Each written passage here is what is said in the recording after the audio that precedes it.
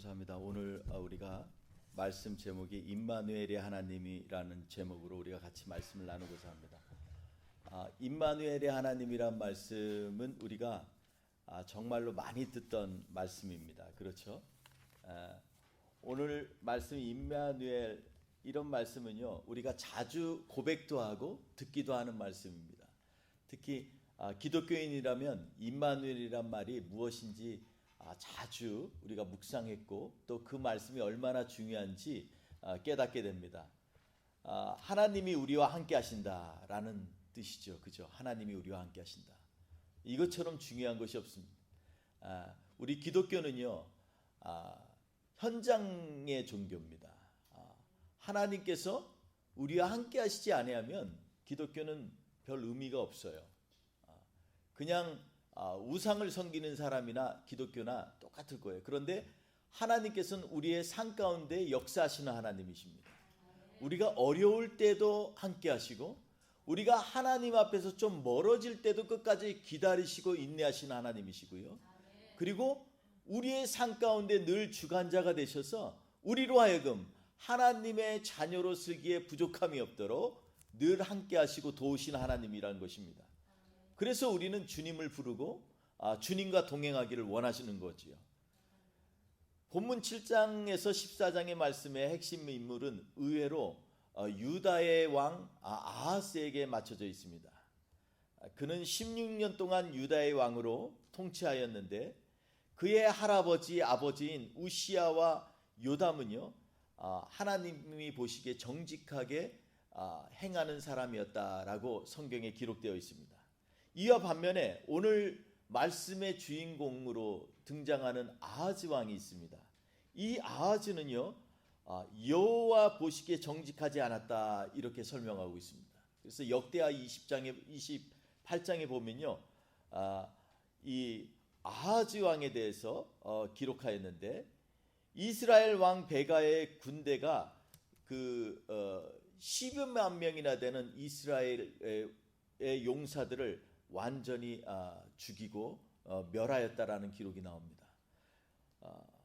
부모 때 요담이라든지 그 위에 우시야 왕 때 국력을 키워놨던 그 군사들을요, 이 아하즈는 다 잃어버렸어요. 하루에 12만 명이나 되는 용사가 철저하게 괴멸되는 그러한 완전한 패배를 갖게 됩니다. 그뿐만이 아닙니다. 20만 명이나 되는 백성들이요, 이스라엘로 잡혀갔고요. 또한 에돔 사람들이 다시 와서 유다를 쳤습니다. 또 블레셋 사람들이 침노해서 고울을 뺏고 그 고울에 정착하였다라고 기록되어 있습니다. 이에 아하스는요, 하나님을 구하고 회개하고 반성하지 않고 오히려 아수르 왕에게 재물을 가져다 주면서 좀 우리를 도와주세요 이렇게 부탁을 하는 장면이 나옵니다. 하나님을 의지하기보다 살아계셔서 오늘도 우리와 함께 하시는 그 하나님께 다가가기보다 오히려 다메섹 신들을 섬기며 우상의 도움을 청하였다 그랬습니다. 참 사람의 심리가 이상합니다. 다른 사람의 떡이 컵에입니다. 이 다메섹 사람들이 이스라엘에 와서 엄청난 이 승리를 하고 그리고 유다 백성들을 많이 쳐서 죽였어요. 그런데 오히려 그게 좋게 보였는지 다메섹 사람들이 이긴 것이 그들이 섬긴 우상 때문이라고 생각해서 다메섹의 우상을 섬겼다라는 것입니다. 참 안타깝죠. 사람은 코너로 몰릴수록요, 생각이 올바라지지가 않습니다. 자꾸 이상한 판단을 하고 이상한 결정을 하게 되죠. 잘못된 결정을 많이 하게 되는 경우는 대부분 보통 일상생활이 아니라 어려움에 처할 때 더 많이 우리가 잘못된 판단을 하게 된다는 것입니다. 오늘 본문 바로 앞에 있는 3절, 7장 3절에 뭐라고 얘기하냐면 오늘 본문 말씀 7장 3절에는요. 그때 여호와께서 이사야에게 이르시되 너와 내 아들 스얄라숲은 윗못 수도 끝 세탁자의 밭 큰 길에 나가서 아스를 만나서 그에게 이르기를 두려워하지 말라 이 얘기를 하라는 것입니다. 근데 이 그때는 바로 제가 지금 설명한 것처럼 치이고 차이고 자기의 아하스는요, 이 정치적으로는 굉장히 세상을 잘 보는 통찰력이 있는 사람이었습니다. 그래서 어디에 어느 강대국에 붙어야 살지를 아는 사람이었어요. 그런데 하는 일들마다 족족 실패하게 되죠. 하는 일들마다 싸울 때마다 족족 패배하게 됩니다. 참 안타까운 사람이라고 볼 수가 있습니다. 그런데 그때 하나님께서 지켜보시다가 더 이상 참지 못하고 이 이사야를 통해서 아하즈에게 이렇게 얘기를 하는 것입니다. 4절에 뭐라고 얘기하냐면 그들 이 다메섹 사람이나 이스라엘 사람들은 이 연기나는 두 부지깽이 그루터기에 불과하다라고 얘기합니다. 그러니까 이제 부지깽이 같다라는 것입니다. 이거는 별 쓸모가 없는 걸 가지고서 주로 이 불을 갖다가 지피는 데 사용하지 않습니까? 그러니까 연기나는 부지깽이지 불도 나지 않는 거라는 거예요. 그렇게 너희한테 타격이 줄 수 있는 그러한 힘찬 매나 이 스틱이나 나무가 아니라는 것입니다. 그렇기 때문에 그것을 갖다 두려워하지 말라는 거예요. 5절에서 9절까지 계속해서 얘기를 합니다. 우리가 올라가 유다를 쳐서 그것을 쓰리터려고 한다, 무너뜨리려고 한다고 이들이 얘기를 하지만 결코 그것은 서지 못할 것이다. 그러니까 여호와를 의지하라는 것입니다. 아람의 머리는 다메섹일 뿐이다라는 거예요. 다메섹의 머리는 한갓 왕일 뿐이라는 것입니다. 에브라임도 65년 안에 패망하게 된다라고 미리 선포하고 못 박습니다. 에브라임의 머리도 결국 사마리아예요. 사마리아의 머리는 르말리아의 아들 베가일 뿐이다라는 것이 한 사람일 뿐이라는 거예요. 그러니까 사람을 의지하지 말라는 것입니다. 하나님을 의지하라는 것입니다. 이것이 바로 오늘 본문 말씀에서 이사야가 아하즈 왕에게 얘기를 하는 것입니다. 그러다가 그래도 이 아하즈 왕이 안 듣는 것 같으니까 하나님께서 뭐라고 얘기하시냐면 너는 하나님께 좀 징조를 구하라 라고 얘기를 합니다. 징조를 좀 구해라 라고 얘기합니다. 그런데 여기에서 이 아하즈의 이 말이 가관입니다. 뭐라고 하냐면 나는 구하지 않겠나이다 얘기합니다. 여호와를 시험하지 않기 위해서 나는 구하지 않겠나이다 이렇게 얘기를 합니다. 여호와를 시험하지 않겠다라는 것입니다. 그랬더니 하나님께서 기가 찹니다. 그래서 뭐라고 얘기하냐면 다윗의 집이여 원하건대 들을지어다 너희가 사람을 괴롭히고 그것도 작은 일이냐 이제는 하나님을 괴롭히느냐 라고 얘기를 합니다. 이 얘기는 무슨 얘기입니까? 하나님을 시험하지 말라는 얘기가 잘못됐다는 말이 아닙니다. 그런데 하나님께서 징조를 주시는 것은요 이스라엘 백성들로 하여금 더욱더 믿음이 확고하게 들어서기 위해서 징조를 주시는 것입니다. 그런데 징조를 구하는 것조차도 하나님께서 구하라고 했는데 그것을 변명을 하면서 나는 구하지 않겠나이다 라고 얘기를 하죠. 그 이유가 뭘까요? 그건요 내가 알아서 할 수 있어요 라고 얘기하는 거예요. 아직도 정신 못 차리는 거예요. 내가 한다라는 것입니다. 내가요 좀 아수르 왕에게 청탁해가지고 이 다메섹 군대라든지 아람 사람들 그리고 이 우리를 괴롭히는 이 이스라엘 사람들 북이스라엘 사람들을 쫓아내라고 내가 얘기할 거니까 걱정하지 마시오 라고 얘기하는 거예요. 제가요 오랫동안 친분을 가졌어요. 제가 오랫동안 관계를 가졌기 때문에 절대 나를 안 도울 수가 없어요. 그분은 그러니까 아수르 왕이 눈에 보이는 아수르 왕이 나에게는 이 모든 문제를 해결할 수 있는 그러한 힘이라는 것입니다. 그랬더니 오늘 본문에서 말씀하시는 여호와께서 이 14절에 이렇게 말씀합니다. 주께서 친히 징조를 너희에게 주실 것이다.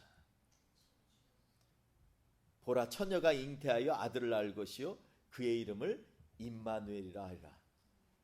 여러분 이 징조라는 것 우리가 한번 생각해 볼 필요가 있습니다. 이 징조라는 말은요 이건 이 히브리어로 오트라는 말인데요. 이것은 뭐냐면 하나님께서 주시는 이 징조라는 것은 뭐냐면 어떤 일을 이루기 이전에 그것을 예시하는 거예요. 반드시 이 일을 이루겠다라는 그 컨포메이션 사인이에요.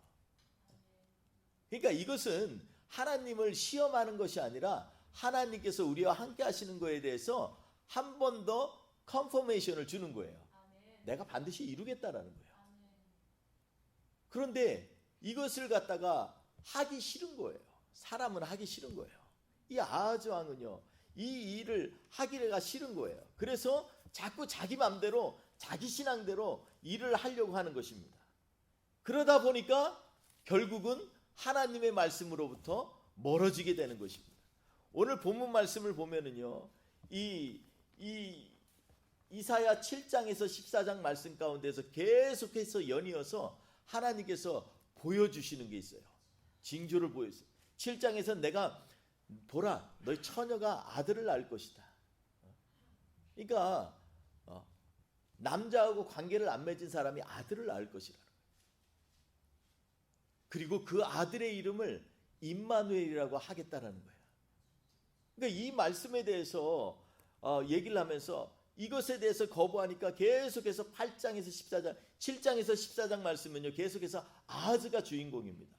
여기서 말씀하는 것은 이 아하즈에 대해서 제발 이스라엘과 같이 그렇게 우상 섬기지 말고 유다 백성 너희들은 좀 돌이켜라 라고 얘기를 하는 거예요, 지금. 그래서 8장에 보면 뭐라고 얘기했냐면 하도 얘기 안 하니까 또 다른 것들을 이사야를 통해서 얘기합니다. 그래서 이사야의 두 번째 아들의 이름이 뭐냐면 마헬 샤랄 하시바즈라고 얘기하는 거예요.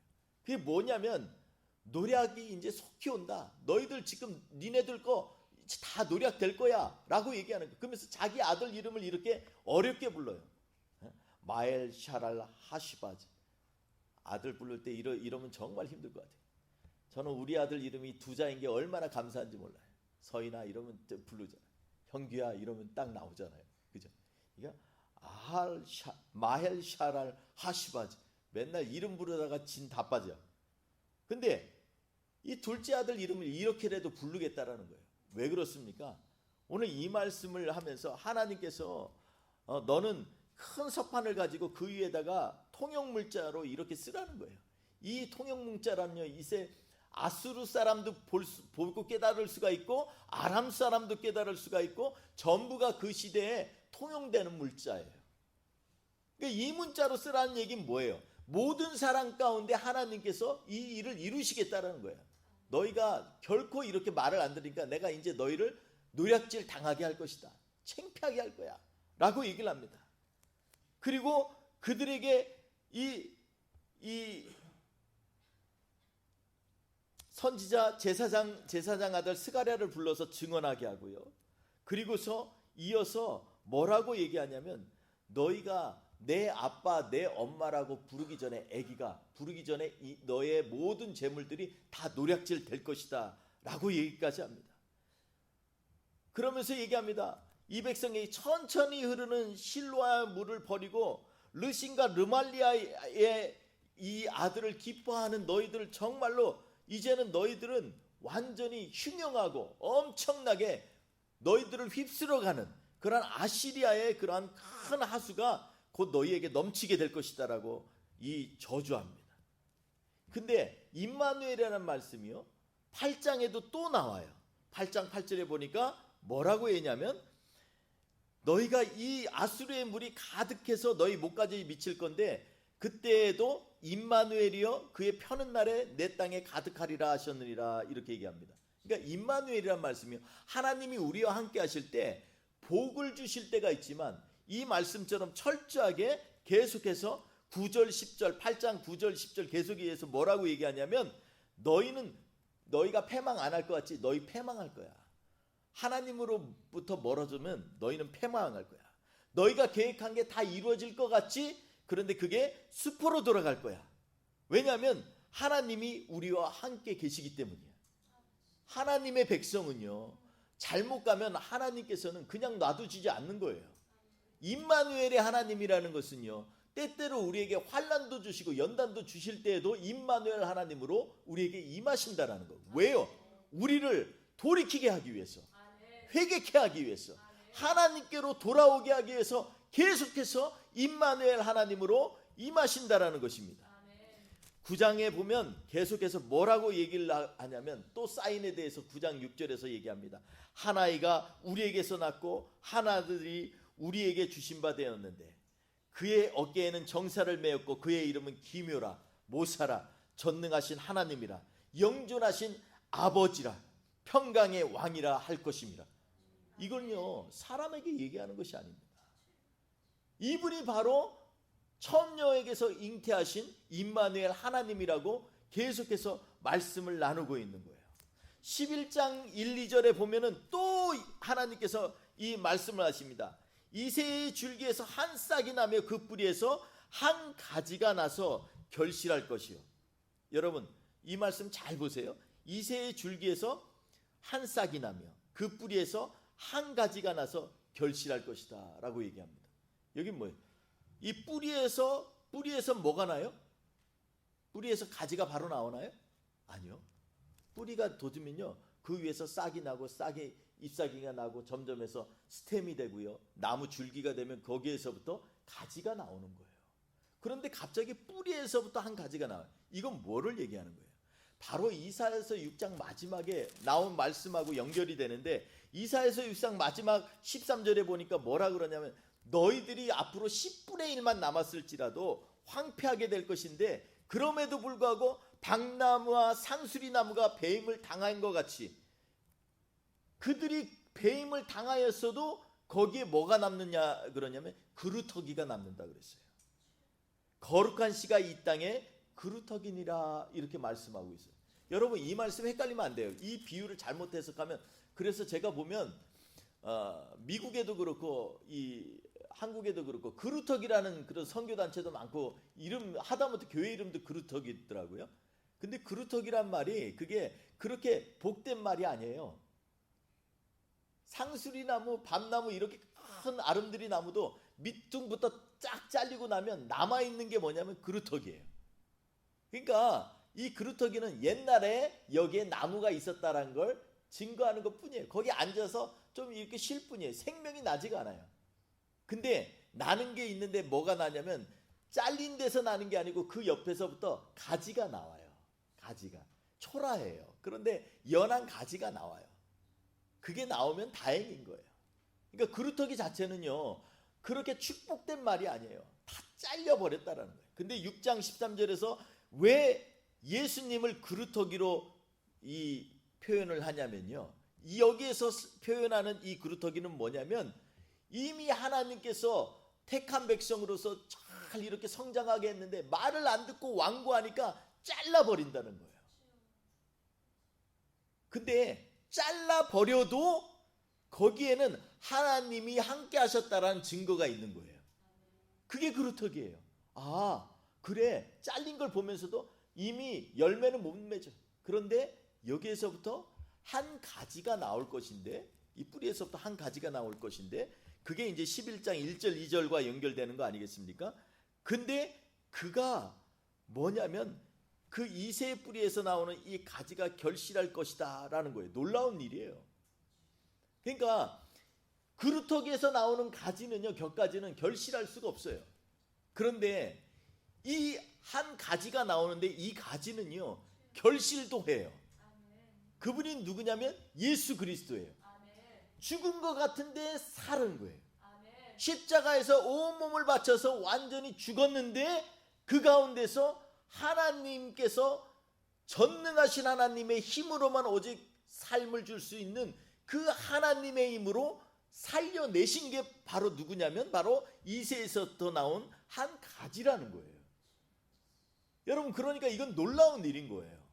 이 얘기를 계속해서 말씀하시면서 하나님께서 우리와 함께 하신다는 얘기를 계속해서 말씀하고 있어요. 여러분 이 말씀 가운데서 그래서 임마누엘에 대해서 우리가 다시 한번 묵상하고자 하는 것이었습니다. 이제 서론은 이렇게 길었는데 본론은 좀 간단해요. 본론은 간단한데 뭐냐면, 그러면 우리가 하나님과 함께 하려면 어떻게 하겠냐는 거예요. 여러분 요즘 시대 때 교회처럼 이렇게 참 어떨 때 보면요 썰렁할 때가 많아요. 정말 교회 안에 오면은 예수님의 사랑이 좀 넘쳐나야 되잖아요. 근데 교회 가면 메말라 있는 환경이 있을 때가 너무나 많아요. 도대체 목사님들이 이 지금 아하스와 같은 이 시대 가운데서 우리 예수 믿는 사람들이 어떻게 해야 될까요? 계속해서 세상적인 상황 가운데서 계속 세상에 밀리고 치이고 이렇게 사는 그러한 시대를 살고 있지 않습니까? 저는 금년 성탄절을 맞이해서 우리가 이거 하나를 좀 깨달았으면 좋겠어요. 하나님의 전능하신 하나님의 이름으로 오시는 그 임마누엘 하나님, 그 하나님은 멀리 계신 분이 아니고 오늘도 우리의 삶 가운데 역사하시는 하나님이라는 것입니다. 근데 이걸 믿고 의지하면서 교회가 하나님으로부터 힘을 받아야 되잖아요. 그런데 힘이 없어.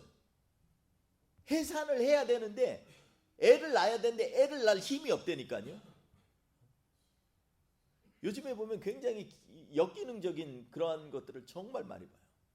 제가 목사지만 목사님들이 너무 많아. 원래 이 사회가 타락하게 되면 가장 먼저 일어나는 현상이 이 종교가 많아진다라는 거잖아요. 근데 특히 기독교도 보면은요, 이 세상이 타락하는 징조가 멀리서 찾을 필요가 없어요. 교회 안에서 보면 알아요. 교회 안에 보면은 이 목사님들이 많아. 그리고 목사님들이 많은데 목사님들이 또 목사님들만 많냐? 교회도 많아져요. 그리고 선교단체도 많아져. 왜 그럴까요? 종교 지도자들을 먹여야 되니까 그런 단체가 자꾸 많아지는 거예요. 그러다가 아하즈 때처럼 이스라엘이 완전히 쓰러지는 이때처럼 이제는 풍전등화가 되는 거예요. 이때가 되면 이미 늦은 거예요. 여러분 우리가 살고 있는 때가 지금 이런 때예요. 여러분 미국에 있는 신학교들 지금 그런 말 있잖아요. 우스갯소리로. 한국에 있는 유학생들이 다 먹여 살린다는 얘기가 있어요. 그 정도로 지금 심각합니다. 한국에서 목회하시는 분들 치고 미국에서 학위 하나 없는 사람 하나도 없어요. 전부 다 미국 어디에서 뭐 공부했다라는 게 다 있어요. 왜 그럴까요? 이건요, 아하즈처럼 세상의 정치는 잘하고 세상의 눈으로 보면 세상의 길이 보이는 거예요. 그 길로 가는 거예요. 자꾸 세상 사람들이 하는 방식으로 가는 거예요. 그런데 오늘 성경 말씀에서는 그러지 말라는 거예요. 자꾸. 지금 이사야 때도 가장 어려운 때입니다. 이 어려운 때에 하나님께서는 이 이사야에게 주시는 말씀이 있어요. 그것은 뭐냐면, 야 이사야, 유다의 역사를 좀 봐라. 남유다의 역사를 봐라. 어땠는가? 그걸 좀 같이 나누라는 거예요. 여러분 참 재밌는 거는요, 이 아하즈 왕이 16년을 통치했어요. 근데 그 아버지 요담이요 똑같이 16년을 통치했어요. 똑같이 16년이에요. 더 좀 흥미로운 건 뭐냐면 그 할아버지인 우시야 왕은요 16살 때 왕이 됐어요. 16이란 말이 굉장히 이게 연결이 되죠. 그죠? 제가 조금 알레고리할 수 있지만 조금 연결이 되잖아요. 할아버지는 16살에 왕이 됐어요. 그래서 52년을 통치했어요. 그 아들 요담은 몇 년이냐면 16년을 또 통치했어요. 26살에 돼서. 그리고 그 다음 아들이 아하즈예요.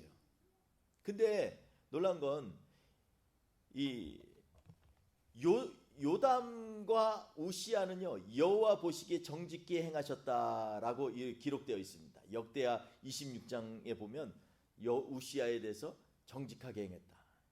또 요담에 대해서는 역대하 27장에도 요담도 여호와 보시기에 정직히 행하였다라고 얘기합니다. 근데 우시야는요 나중에 자기가 제사장 일까지 하려고 하다가 어떻게 하냐면 향단을 들고 불을 피우는데 뒤에서 이거는 왕이 할 일이 아닙니다. 그랬더니 우시야가요 열이 받아가지고 화를 냈어요. 화를 내가지고 문둥병이 머리에서부터 도져가지고 바로 쫓아냈어요. 왕도 당황한 거예요. 자기가 문둥병이 돼서. 근데 그 이후로 죽을 때까지 문둥병 걸려서 죽었어요. 그러니까 교회가 지금은 이 시대와 비교해 보면 이 좌우로 문제가 있어요. 하나는 목사들이 문제예요. 첫째는 목사들이 문제. 목사들이 하나님 앞에서 하나님 앞에 구하지 아니하고 자꾸 세상의 방법으로 세상에 운영하는 방식으로 교회를 하다 보니까 문제가 생겨요. 또 하나는 뭐냐면 교회 성도들 가운데도 문제예요. 자꾸 자기가 하나님보다 주인이 되려고 하는 경우도 있어요.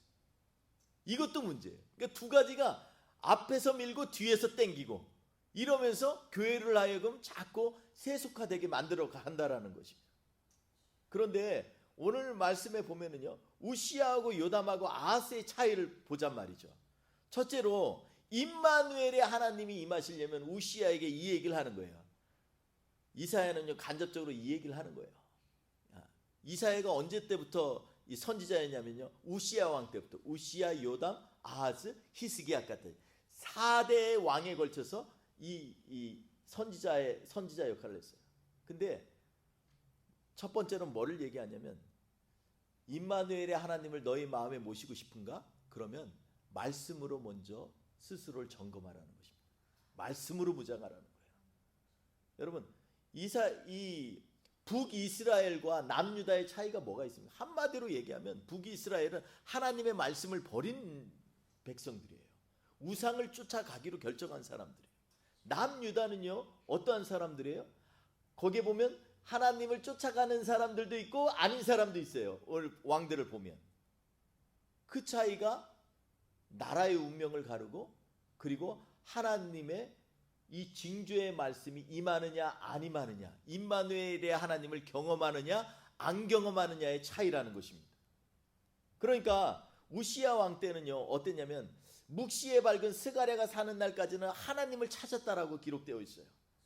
묵시가 밝다는 건 뭐예요? 하나님의 말씀에 지혜롭고 깨달음이 있는 그런 스가랴라고 하는 이 학자가 있을 때까지는 하나님을 찾았다라는 거예요.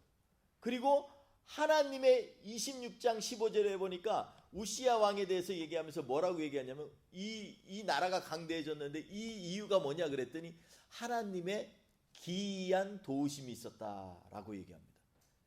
도와주셨는데 기이하다라는 거예요. 제가 지난주에 어떤 집사님이 그런 말씀을 하시더라고요.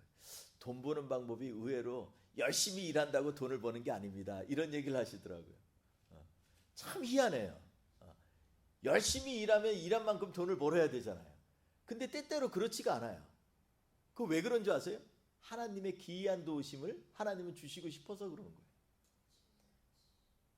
일 안 해도 돈을 버는 경우도 있어요. 그렇다고 일 안 하고 성실하지 말란 얘기가 아니에요. 오늘 말씀은 하나님께서 하지 않으면 아무리 사람이 노력해도 안 된다는 거예요. 하나님이 함께 하셔야지. 그래서 여기에 보니까 우시야 왕은요 기이한 도우심을 받아서 점점점 모든 게 강성하고, 다른 나라가 그냥 달라고 하지도 않았는데 먼저 조공을 바치는 나라가 됐어요. 그러니까 이런 때는 두 시대밖에 없어요. 하나는 솔로몬 시대하고 또 하나는 이 우시야 시대 때. 주변에 협박도 안 하고 나 너희 침공한다 이런 말도 안 했는데 스스로 와서 조공을 바친 나라. 스스로 왔는데 와서 누군가 자꾸 도와줘요. 내가 원하지 않은데 도움을 받아. 얼마나 멋져요. 하나님의 기이한 도우심이 있는 그러한 교회와 성도가 되기를 주의 이름으로 축원합니다. 그러려면요 하나님의 말씀 가운데 있어야 돼요. 말씀 가운데 있어야 돼요. 계속해서 말씀 가운데 하나님을 찾아가는 거예요. 우시야 왕이 그랬던 것처럼. 요담 보세요. 요담 왕도요 보면요 다른 게 없어요. 별로 한 게 없어요. 성체 좀 만지고, 그리고 전쟁에서 딱 한 번 이겼어요. 그런데 그 다음에 16년 동안 점점 더 강성해졌다라고 기록되어 있어요. 여호와 앞에서 바른 길을 걸었으므로. 바른 길을 어떻게 걸어요? 바른 길을 걷는 건요 하나님의 말씀이 내가 깨달아져야 바른 길로 가는 거예요. 내 힘으로 살려고 하면은요 바른 길로 갈 수가 없는 거예요. 그렇기 때문에 하나님의 말씀 가운데 있는 거예요. 아버지 할아버지는 이걸 몸소 보였어요. 그런데 아하즈는 자꾸 자기의 능력, 자기의 정치력으로 모든 일을 해결하려고 하니까 점점 꼬이기 시작했다라는 거예요. 요담은 16년 동안 별로 한 게 없는데도 하나님이 강성하게 했고, 아하즈는 보니까 16년 동안 역대하를 보니까 계속해서 뭔가를 해요. 뭔가를 하는데 다 실패가 돼. 다 힘들게 해. 백성들이 오죽 힘들었으면요 이 아하즈는 나중에 이 살해를 당하고 나서 죽고 나서요, 이 다윗의 이 조상의 묘에 묻히지도 못했어요. 지긋지긋하다는 거예요. 저런 왕은. 정말 창피하지 않아요? 이것에 가르는 차이가 뭐냐면 하나님의 말씀 가운데 우리가 있느냐 안 있느냐의 차이라는 것입니다.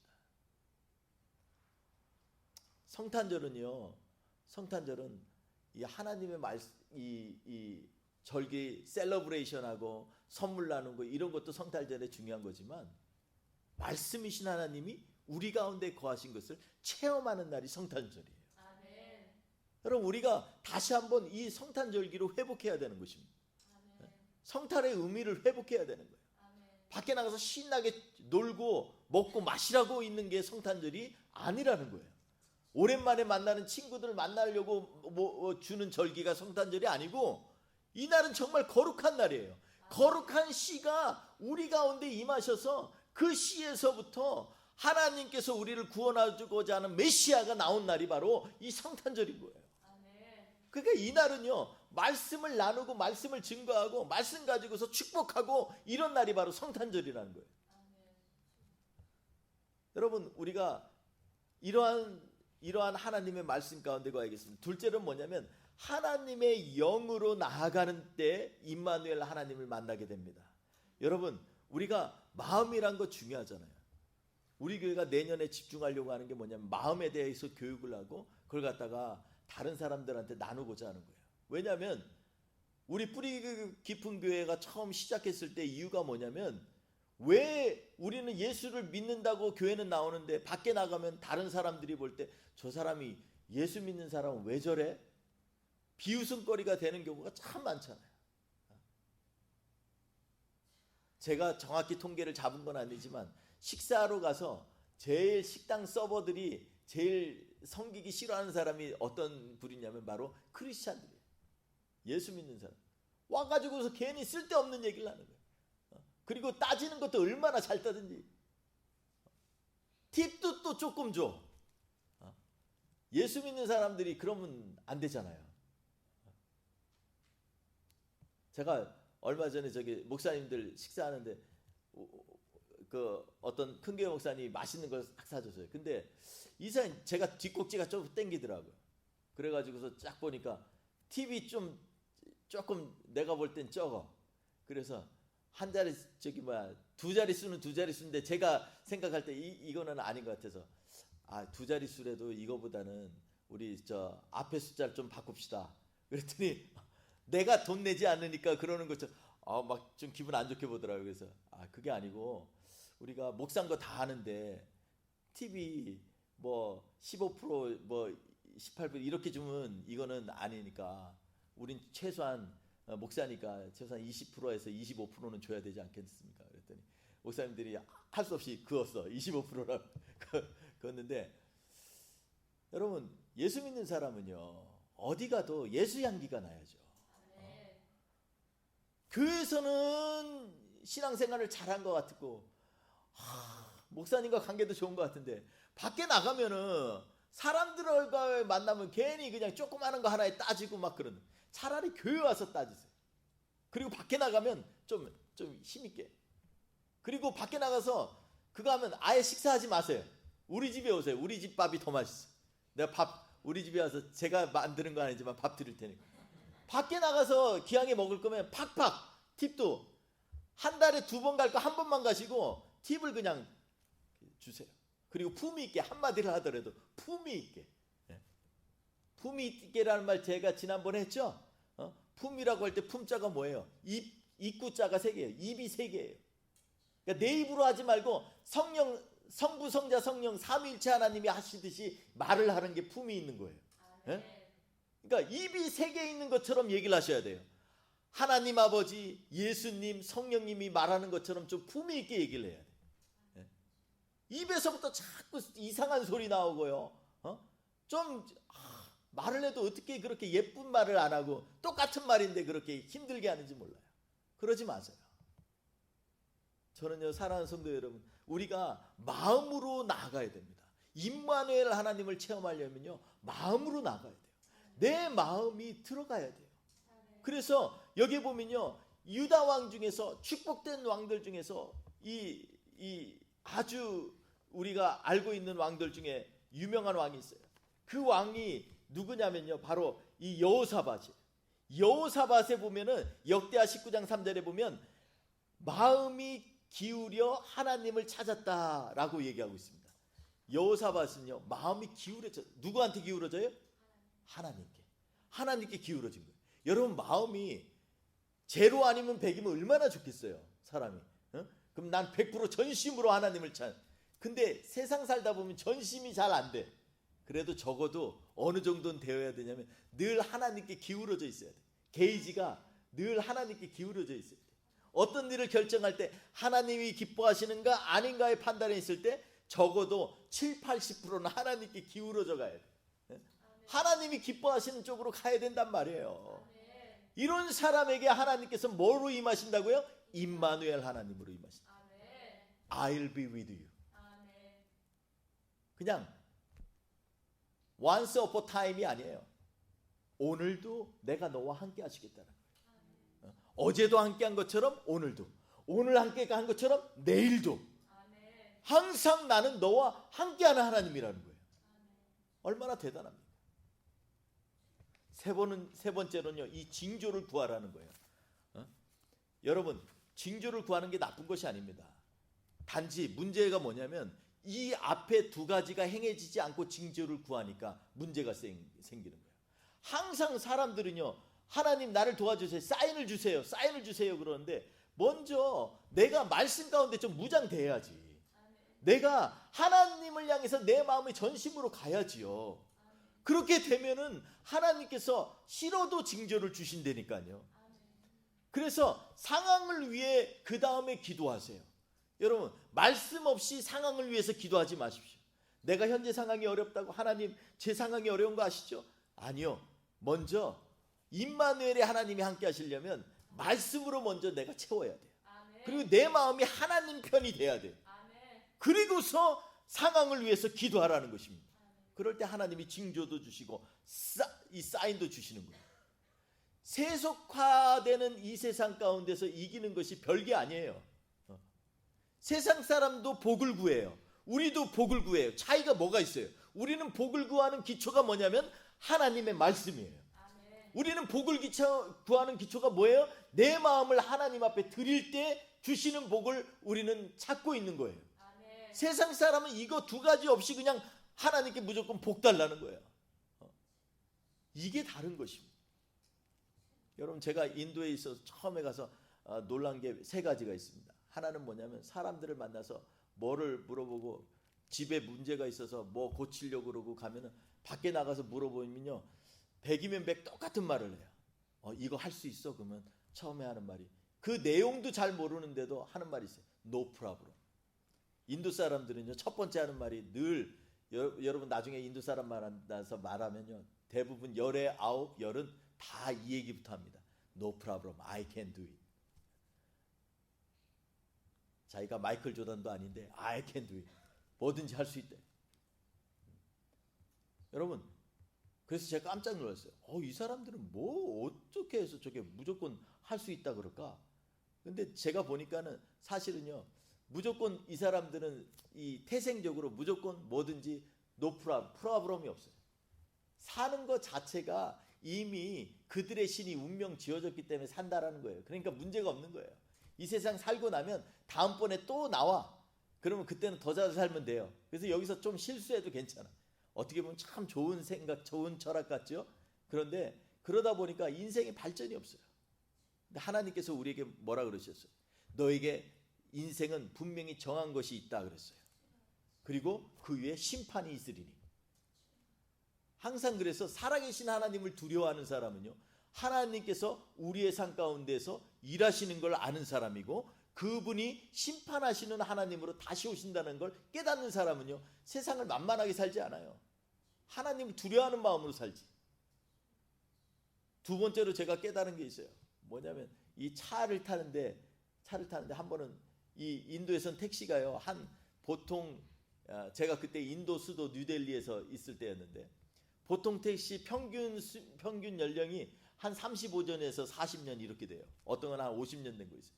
근데 한 번은 차를 타는데 제가 차에 문짝은 있는데 문짝이 안 띄어져요. 그랬더니 가만히 당황하고 있으니까 운전기사 씩 웃더니 나와가지고서 문짝에 묶어놓은 줄을 갖다 풀더라고요. 풀고 나서 문짝 전체를 띄어내더니 타래요. 탔더니 그 다음에 문 닫고 다시 묶어. 그리고 가요. 그때 제가 너무 당황했어요. 와, 이게 뭘까? 근데 이 사람들은요, 그게 전혀 불편함이 없어요.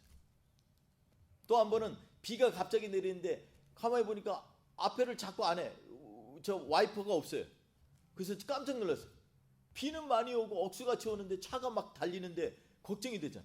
근데 내가 이거 어떻게 된 거냐고, 와이퍼가 없다고 그랬더니 씩 웃더니 걱정하지 말아요. 안에서 손으로 와이퍼를 하나 꺼내가지고요, 밖으로 이렇게 창문 밖으로 해서 이렇게 닦으면서 갔어요. 제가 그때 충격을 너무 많이 받았어요. 아, 그렇구나. 사람이 살다 보면 우리는 안 될 것 같은데 실제로 보면 생각만 하면 모든 게 어려움이 없겠구나, 이런 생각을 해봤어요. 여러분, 우상을 섬기는 인도 사람들조차도 인생에 있어서 노 프라브럼이라고 선포하는데 우리는 맨날 하나님 앞에서 나 문제 있어요, 나 문제 있어요 이러면서 나오겠냐고요. 그러니까 오늘 우리에게 하나님께서 말씀하시는 거예요. 왜 니네가 문제가 있니? 내가 너희에게 말씀도 줬고 나를 사랑할 수 있는 마음도 주고, 그리고 오늘 이 시간에 기도하면 임마누엘로 하나님으로 내가 너와 함께 한다라고 내가 사인을 줬는데 왜 걱정하니? 하도 사람들이 말을 안 들으니까 예수 그리스도가 오셨잖아요. 말씀이 육신이 되어 이 땅에 오셨어요. 그리고 우리와 함께 하셨어요. 보여주신 거예요. 하나님이 이렇게 너희와 함께 한다는. 그리고 그분이 우리의 모든 죄악을 짊어지고 몸소 십자가에 달려 죽으셨다라는. 여러분, 이게 복음인 거예요. 이 땅에 오시지 않았다면, 그분이 약속하신 대로 이 땅에서 우리의 삶 가운데 이루어지지 않았다면 우리가 어떻게 그분을 의지하고 믿고 나아갈 수 있겠어요? 근데 하나님께서는 우리에게 말씀하시는 거예요. 처녀가 아이를 잉태할 것인데 그가 한 아들을 낳을 것이다. 그 이름이 임마누엘이다. 하나님이 너와 함께 하신다라는 것입니다. 사랑하는 성도 여러분, 오늘 말씀을 마치겠습니다. 우리는 임마누엘의 하나님을 매번마다 얘기를 합니다. 이제 크리스마스잖아요. 복된 성탄입니다. 수요일날 복된 성탄에 우리 또 성탄 광고에 보면 성탄절에 우리가 하려고 하는 것들이 있어요. 여러분, 성탄은요, 적극적으로 주님 앞에 고백하는 거예요. 여러분, 우리가 사람에게 보이려고 하는 게 아니라 하나님 앞에 나아가면서 하나님을 기쁘게 하고 영광스럽게 하는 날이 바로 성탄의 절기입니다. 그러므로 우리가 하나님을 기뻐하는 것에 집중하시길 바랍니다. 주님께서 오늘도 우리의 삶 가운데 임마누엘의 하나님으로 역사하실 것을 믿습니다. 그 임마누엘의 하나님께서 이번 한 주 동안도 사랑하는 우리 모든 뿌리 깊은 교회 성도님들의 가정 위에 머리 위에 함께 하시기를 주의 이름으로 축원드립니다.